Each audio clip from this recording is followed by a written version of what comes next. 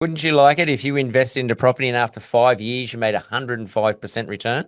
In this week's episode of the Brisbane Property Podcast, we're speaking to Tim Lawless, the Executive Research Director of Cotality, and he's going to share with us some insights in terms of which segment achieved exactly these results in the last 5 years. And we're going to unpack the performance of Southeast Queensland as a whole. This episode is one that just should not be missed. Welcome to the Brisbane Property Podcast with your hosts, Melinda and Scott Jennison. Hello, everyone, and welcome back to another episode of the Brisbane Property Podcast with Scott and Melinda Jennison. And we have a special guest today. We've got Tim Lawless joining us from Cotality. Welcome, Tim. Hey, Scott. How you going? Very well. It's such a privilege to have you back on the show. So for those that don't know who Tim is, he is the Executive Research Director at Cotality. Now, he has been on this show previously, and at that stage, he was the Executive Research Director of CoreLogic. So there's only been a brand change. That's all that's changed, but it's the same company with great property data. And we had the privilege of listening to a presentation that Tim delivered to the Real Estate Institute of Queensland members at the recent Lift Conference. And Tim actually presented some very relevant data on what's happening throughout Southeast Queensland, why we're seeing property prices escalate so rapidly, specifically in the last few months. And we really wanted to unpack some of those insights with you on this episode today. So Tim has kindly provided us with the opportunity to talk through some of the reasons and trends behind why we're seeing this price escalation right now. And we'll touch on it later on. We'll also share a lot of this information in the show notes for everyone to have a look at. Tim's kindly said, happy to share the information.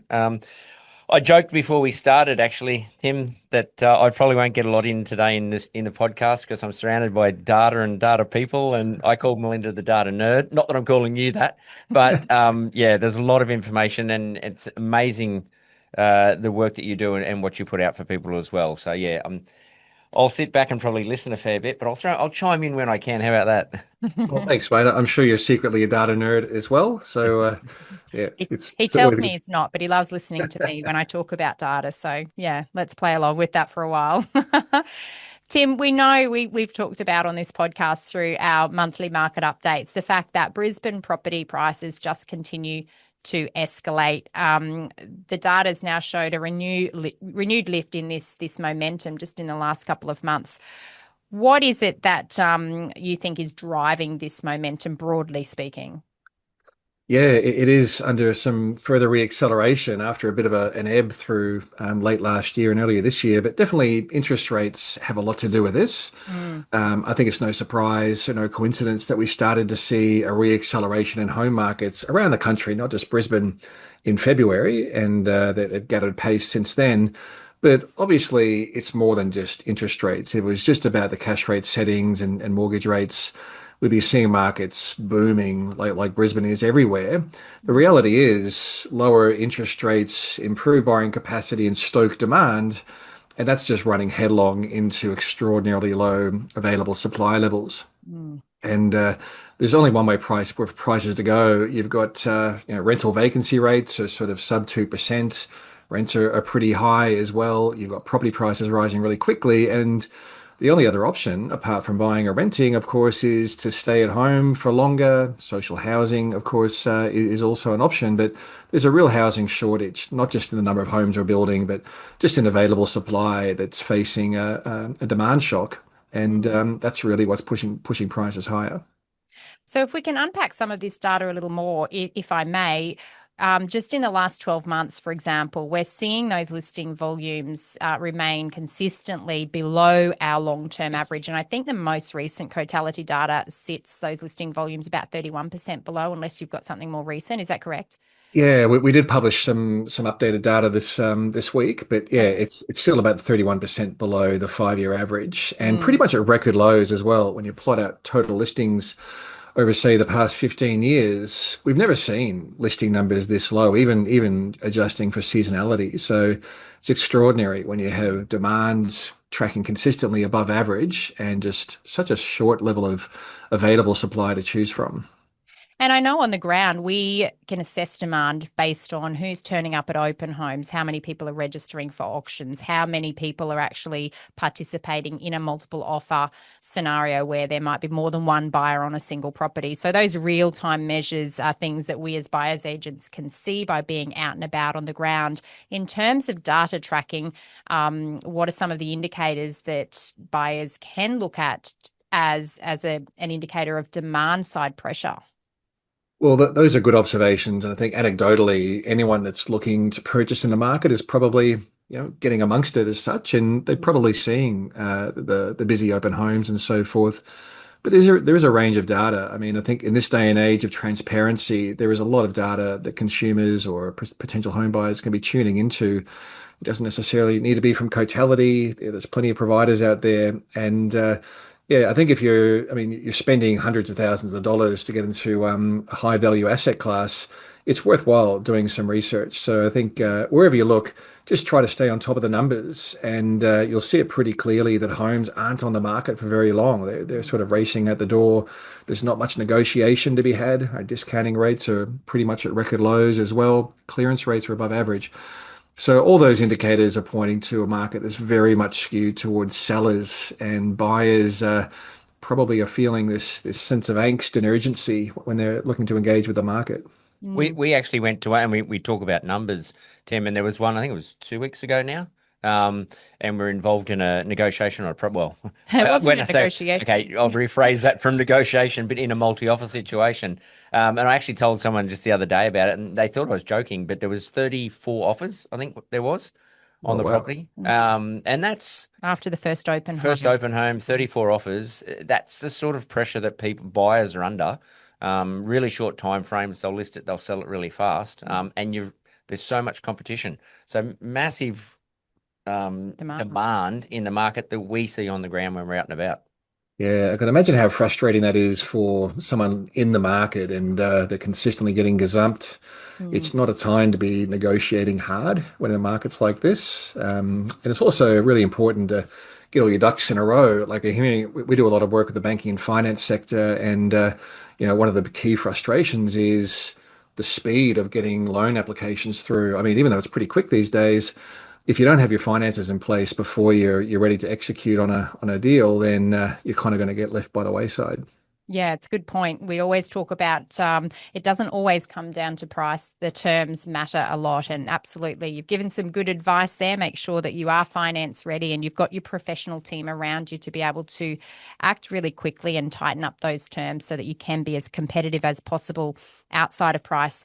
Tim, in terms of sales volumes, we're seeing sales volumes track above average levels at the moment. Another indication perhaps of the demand, that is in the market. If sales volumes are tracking above average and yet at the same time we're seeing those listing volumes consistently below average, is there a hint just in that imbalance that there may be more properties transacting off market or not actually hitting the listing portals? Or what else could explain that difference between the demand and supply? Yeah, I think there's two things going on. Absolutely. I think we're probably seeing, anecdotally at least, more properties are being sold without an advertising campaign. I have seen some headlines in the news that could be as high as 20% of properties are sold without being traditionally marketed. That sounds really high to me, to be honest, and it's probably more synonymous with some of the more high-end suburbs, particularly around Sydney. But I think overall, absolutely, when a market's this tight, a vendor who doesn't necessarily want to go through the process of having an open home or property inspections and so forth is probably quite appealing to sell your home off market. There is a little bit of risk, of course, that you're not opening up to the broader market. You might not be getting the best price if you're doing it that way as a vendor. But yeah, I could see the appeal. And if you've got a pretty good understanding of what your home's worth, and you've got a bottom line, and an offer comes over that, then yeah, you could see why properties would be selling without an advertising campaign. But the other reason, we look at the flow of new listings coming into the market as well as just the total number of listings. The flow of new listings is relatively low. It's below average, but we're definitely seeing a pickup through spring like we normally do. The simple reality is that higher flow of fresh listings coming in the market is just getting absorbed really quickly. The rate of sale is really quick. So across Brisbane, Typical days on market is 21 days. That's way below average. It's one of the lowest of any capital cities. The rate of negotiation is about 2.9%. It's never been that low. So, yeah, I think it just highlights that even though we're seeing more vendors coming into the market through spring, that stock is just, it's not hanging around. It's going really quickly. And that also contributes to the persistently low level of total inventory. I know we talk about Brisbane in particular, obviously being the Brisbane Property Podcast, but what are you seeing, Tim, when you travel around Australia? And I think even when you set off here, you've recently been jetting around. I won't say jet setting, but you've been jetting around Australia. But I mean, what are you seeing everywhere else compared to what we see in Brisbane? Well, yeah, there's definitely some diversity. Every market around the country is rising in value now. Even some of the markets that have been previously softer, like Melbourne and Hobart, they're clearly trending higher, but not as quickly as the mid-sized capitals. If you think about the last 5 years, it's really been a story of Brisbane, Adelaide, and Perth really driving the strongest capital gains. Adelaide does seem to be tapering off a little bit now. It's rising and it's accelerating. But Perth and Brisbane are really pulling away from the pack once again. So is Darwin, interestingly enough. So Melbourne, still pretty soft, but values are rising there. They're rising about 0.5% month on month. Sydney, maybe surprisingly so, is still a pretty strong market. We're seeing the market up about 0.8% over the last month, despite the fact that it's extraordinarily unaffordable. So, yeah, I think even though there's some diversity, the main theme is pretty much interest rates are floating every boat around the country. Most markets are still seeing listings below average, again, not to the same extent as Brisbane. And we're generally seeing investment activity is relatively high as well, but that does seem to be a little bit more concentrated in markets like Queensland and WA, really surging into Northern Territory now as well. It's really interesting. I mean, I know that, Queensland has been on the radar for property investors for quite some time now, and a lot of people have been attracted to the yields and I guess until more recently, affordability drivers, especially here in Brisbane. I'd like to sort of touch on some of those affordability indicators because I know a lot of people that we're working with, there's some hesitation in terms of, well, surely property prices cannot continue to escalate because there's an affordability ceiling. And we absolutely agree that that is the case. But when we actually analyse some suburbs or smaller geographical patches within Brisbane, we can see that there's some areas that are a lot less affordable than other areas. Do you feel that there may be some slowdown in some areas and, the growth may be maintained in other areas simply because affordability is limiting that growth? Or do you think that in some of those areas where affordability is a constraint, those interstate investors may in fact be propping up those markets? I know it's a loaded question and it's quite a big one, but I'd love your perspective on that. Well, yeah, I think when you unpack the Brisbane market, it's kind of like a Russian doll, right? There's all these micro markets and that they all fit together as under this broader headline of Brisbane. And as an analyst, sure, I normally do talk sort of the macro trends across the capital cities and so forth. But absolutely, when you drill down, there are very different speeds the market's running at. And we're seeing most of the strength in the housing market is at that lower end, that lower quartile of the market. So when we talk about the lower quartile, that's simply the most affordable 25% of the market based on price. And if you look at how values have tracked, say, across Brisbane's lower quartile over the past 5 years, they've more than doubled. They're up about 105%. If you look at prices across the upper quartile, so the most expensive quarter of the market, they're up about 69%. So 104% growth across the most affordable quarter of the market in 5 years, 69% across the upper quartile of the market. Even the last 12 months, you can see this is still the case. A 13% rise in lower quartile values in a year, a 6.1% rise in upper quartile values. So I think this is really speaking to, well, two things. The affordability you talked about, Melinda, that Brisbane's got a dwelling value to income ratio at 8.2. That simply means if you're on the median income and you're buying the median price dwelling, you're spending just over 8 times your gross annual household income, not individual, your household income. And if you're to service a mortgage on the median household income, buying the median price dwelling, you had a 20% deposit even, you're dedicating around about 51% of your gross or your pre-tax income to service that mortgage. The reality is most lenders aren't going to lend you, going to give you any money on that sort of a ratio. So credit availability is another really important part of this scenario where a mainstream buyer on the stated median income is probably only able to service their loan buying at the lower quartile in this sort of environment. So we're seeing a lot more demand just being skewed toward those lower price points simply because that's where they can afford to pay down the mortgage, or at least demonstrate to a bank that's where they can pay down the mortgage. Remember, banks are still assessing a borrower 3 percentage points higher than the going mortgage rate. Yeah, that's obviously those serviceability buffers are still being considered, which, there's a reason for that. Obviously, it protects us as a whole economy in the event that interest rates do rise, and we want to make sure that people can continue to hold those assets. But based on what you've just shared, 51% of income to pay a mortgage based on the median income and the median dwelling value, you would think that there's nothing affordable in Brisbane, and yet we're still seeing so much demand in the market. Do you foresee that we'll see this segmentation, the rich will get richer, the poor will get poorer, people that can't get into the property market, that they just won't, they'll be stuck in that rental cycle. The people that can, they'll just continue to build out these portfolios. Is this the sort of environment that we're now in? Well, yeah, to some extent. And I'll put it this way. I think part of this strength in the marketplace, like I said, is mainstream buyers buying around that lower end of the market.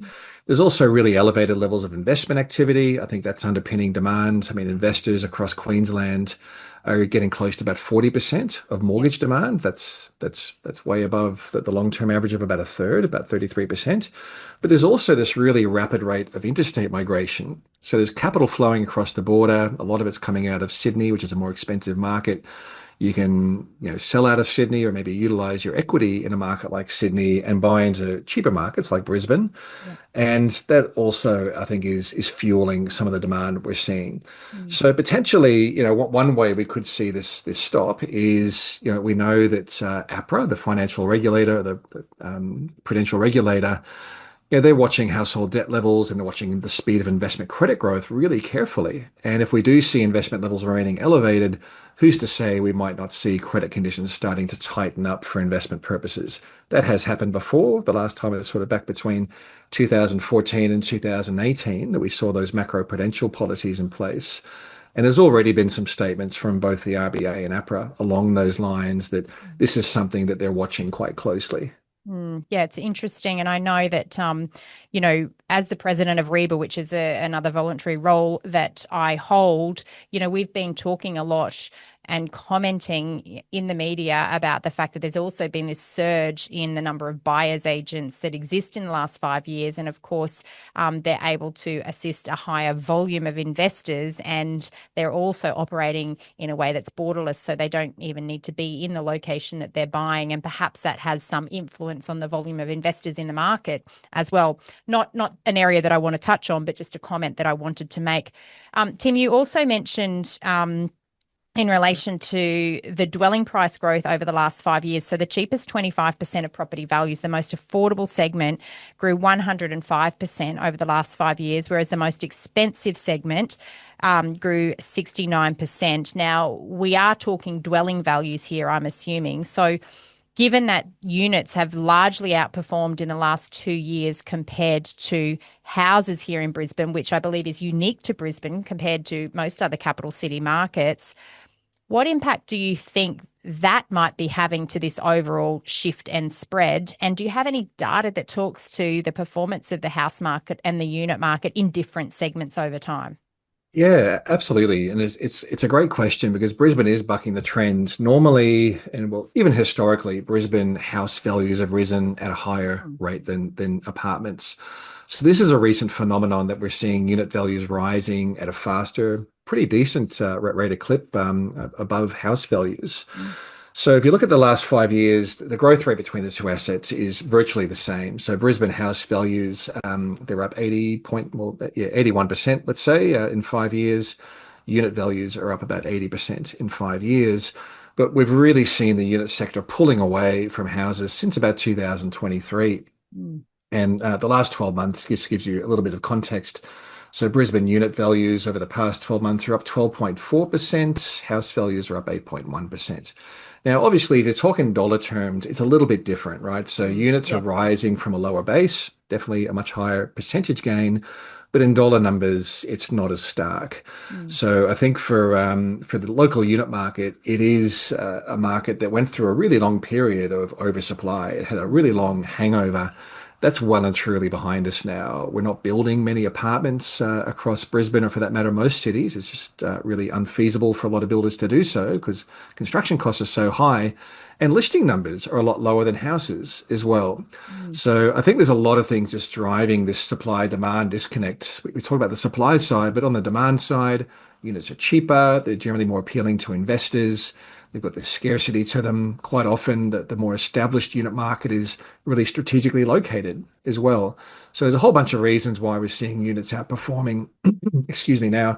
But even, I mean, go back a couple of years ago, the difference between the typical house price and unit price in Brisbane was above 75%. It was extraordinary. The unit market was just chronically undervalued.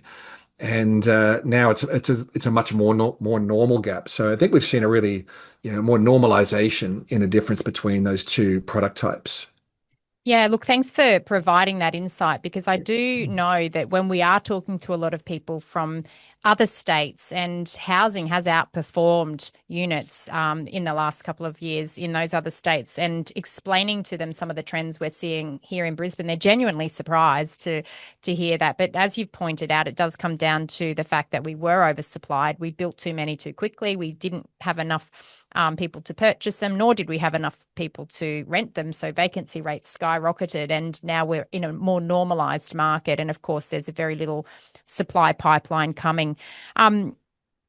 Population trends, I'd love to sort of touch on that, because I know a lot of people talk about population contributing to demand side drivers, and we know as experts in the field, it's just one thing.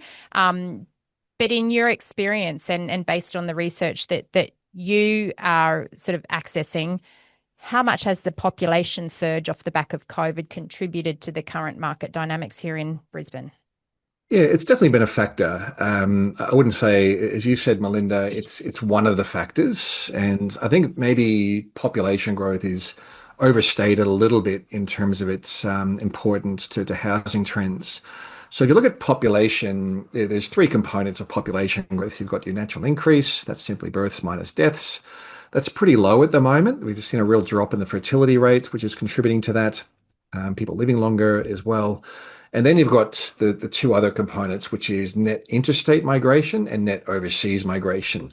So most of that overseas migration is, short-term migrants. They're here on short-term visas. They're often students, and they tend to rent rather than buy. So on our research, we definitely find a much stronger correlation between interstate migration trends, which in Brisbane or Queensland more broadly, they remain the strongest of any state across the country, but they're nowhere near as strong as they used to be. So through the pandemic, interstate migration absolutely rocketed. It's coming back down to pretty much pre-pandemic levels now, which again is still very high. We're seeing a lot of people coming into Queensland, particularly southeast Queensland, attracted by a whole bunch of things. A strong economy, the lifestyle. I think that lifestyle component is becoming more and more of a draw card when you've got hybrid working arrangements that seem to be permanent. To some extent, the affordability, but it's much harder just to argue that affordability factor these days. Yeah, it's an interesting thing. I know that we often see people market the fact that this is a high growth region, and I think that might imply high population growth, but not necessarily high property value growth. So there's a lot of components that go into property price pressure. Population growth is one of them, as you've rightly pointed out. The various breakdowns as to where those people are coming from has a bigger influence in terms of the demand for housing. And it's really important that people understand that and don't just rely on a single indicator. I'm just going to keep talking, Scott, because I've got about 1,000 questions. Yeah. We could create 3,000 podcast episodes together, Tim, because I just love to leverage your knowledge, but also just to share some of these insights with our listeners. But 1st of October, we saw new policy come into play. The government's expanded first home buyer guarantee scheme. Now, on the ground, what we observed when it was first announced was this enormous shift in property prices almost instantaneously. Demand just shifted very quickly. We even heard at auctioneers were playing up the fact that there's going to be more buyers, creating a bit of FOMO in the market, but it actually had an effect on moving prices very rapidly. And that's based on our on-the-ground observations. Now, anything that was happening throughout September, which is the period that we're referencing here, is not going to be a settled sale until October. Now, we're recording this nearly 3 weeks into October. Is there anything in the data that you've seen to date that suggests that September saw this surge, especially in price points under that $1 million price point here in Brisbane, which is the threshold that applies to those first home buyer guarantee benefits? Yeah, it's pretty much anecdotal now, I would say, Melinda. And I think that the on-the-ground insights that you guys will be seeing are probably the best observation at the moment. I mean, leading into this expanded deposit guarantee, it was already those sort of lower price markets that were performing the strongest, right? And I think this expanded guarantee that's taken the price cap in Brisbane, I think it was 750,000 before the 700. Yeah, it was 700,000. Yeah, yeah. To $1 million, right? So it is a significant expansion. There's no price, so there's no income caps. There's no limits on number of places either. So absolutely, I'd see this as adding fuel to the fire, and that on that market segment that's sort of at the median or below. And when you look around Brisbane, the sort of suburbs that are eligible, just based on their median values for houses and units, across Brisbane, there's about 43% of suburbs where the median house value is below $1 million. Almost, it's more than 90%, 94% of suburbs have a median unit value below the $1 million mark. So I think very quickly it's going to be those more desirable suburbs that are right on that sort of the cusp of that $1 million mark that are probably going to be snapped up quite quickly. And before long, you'll find that there's much fewer suburbs that are sitting under those thresholds. So I think it's very much a case of first in, best dressed with this program. And then, of course, the other limitation is you really do need to be able to service the debt as well. And no doubt for a lot of prospective buyers, a 95% loan to valuation ratio is carrying a lot of debt, and they've got to be able to demonstrate an ability to pay it back. And that's the part we talk about when we've talked about the unit sector of the market. That is the area that we're really seeing a lot of pressure, because that's the affordable price of that sub $1 million price point. For people that want the lifestyle, they want to get closer towards the city. They want the lifestyle of being near coffee shops, those sort of things. So the unit market, which again, as you said, there's a shortage on units. We're not building them. We can't afford to build them. And that's the market that we're seeing more and more pressure because of this change as well. Yeah, makes sense. I'm going to crystal ball it. And I know whenever I get asked to predict something, I hate answering the question. So feel free to say I'm not answering the question, Melinda, but I just want to ask you anyway, Tim, given the current fundamentals for Brisbane, obviously we've got this low supply environment, we've got demand that's escalated and likely to continue that way for some time. Do you think we're going to see some easing in the months ahead, or do you think it's pretty much more price pressure and therefore perhaps consistent growth in the months ahead? It's hard to see prices going backwards, that's for sure. But in the same sense, it's hard to see prices or price growth continuing to accelerate like they have since February. We've talked a bit about some of the, I guess, the limits or the barriers to further growth around affordability and serviceability. I think that's probably the natural sort of ceiling to some extent anyway. But, and again, households can't just keep on getting more and more heavily involved in debt, because I think APRA and the RBA will become uncomfortable with that, and they impose some hard limits on debt to income ratios or something like that. So my view is expect prices to continue rising. I just wonder if we'll start to see that rate of growth plateauing out due to some of those limitations in the market, and maybe more of this trend that's really seen price growth skewed towards the more affordable edges of the market. We're already starting to see economists becoming more uncertain about the path of interest rates. Maybe one more cut through this cycle. Hopefully it's in November, could be as late as, say, April or May of next year. Some economists are predicting rates might rise from here.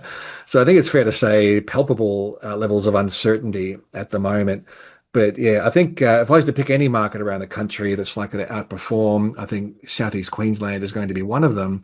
The other market I'll be watching, I think, is Melbourne as well. It's got a real affordability advantage now, and seems to be it's definitely offering better yields and probably starting to attract some more investment into that market as well. Mm. Hot tip there. You've obviously named Southeast Queensland as one of the locations to watch, and I guess for investors when they're making decisions about where to buy, there's a whole host of considerations that they need to take into consideration before looking to choose location, and based on the cost to hold, land tax, stamp duty, all of these barriers to entry can have an impact on where and what. But ultimately, the long-term performance comes from the capital growth opportunity, and that's what we're talking specifically about here today. Outlook for 2025 based on, sorry, I'll go ahead. 2026. We're currently 2025. I've lost a year. Outlook for 2026, Tim, based on what you've just said, it sounds to me like you're quite optimistic for Brisbane prices in terms of continued growth. Yeah, absolutely, I am, and I think, I mean, optimism is probably it depends on your Wrong word. Yeah. but yeah, I mean, some would describe a plateauing in the rate of growth is maybe a bit bearish. I mean, I've seen some forecasts for Brisbane that are extreme.